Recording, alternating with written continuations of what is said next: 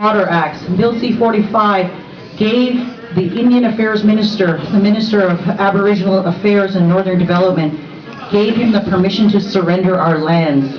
Now, for us, that is completely unacceptable. Who made the Minister of Indian Affairs the king or the emperor in charge to surrender the lands that the First Nation people have always held in trust from the Creator?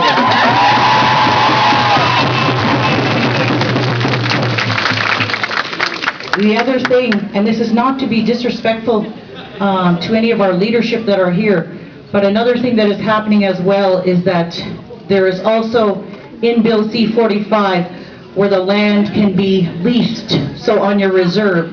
So if you're on your reserve and you have a chief and council that you're not sure of or are not entirely happy with what they're doing, they could lease out your land. They could call a band meeting, and if 10 people showed up and 9 people voted yes to lease all your reserve land, it will pass as valid law. That is what this law means. This is what is in Bill C-45.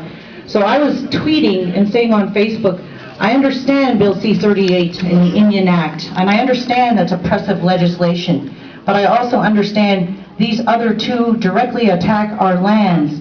And our lands, we keep saying, our religion, our tradition, our spirituality, our language comes from our land. If we lose that here, there's no place else in the world we can go. If a settler person here loses, if they're Dutch or French or something else, they lose their language, they can go back and find their roots. Where are we going to go? Where can we go to find our roots if we lose them here?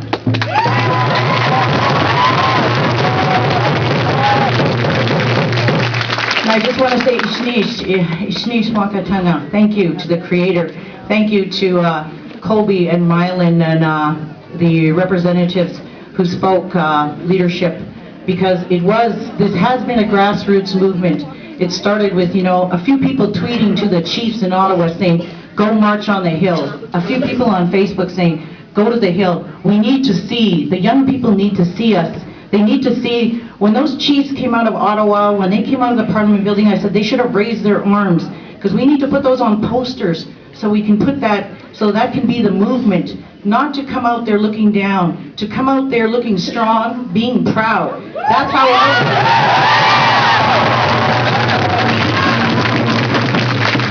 That's the warrior spirit that our people have always had. And I've also said it's good if we get the warrior chiefs now. We need the direction.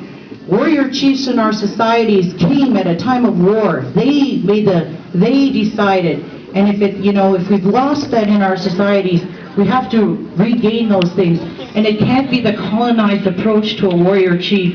It has to be that the warrior chief then leads. And that warrior chief, if you have your traditional governance, that's why Colby is talking about we need to reinstate our laws in our lands. Those laws that come out here, Bill C-45, Bill C-38, those are the laws that a man has made in Ottawa. Those are not the natural laws. Those are not the Creator's laws. Those are not those laws.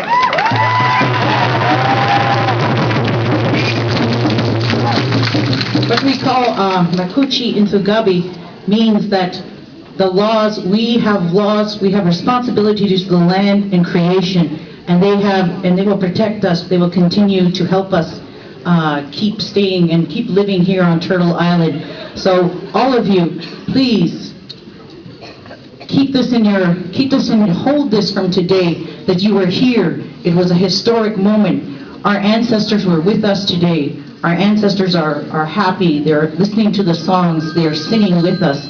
And they are proud that we're standing up, because our ancestors endured so much for us to stand here today and to be able to still be in this country. So, I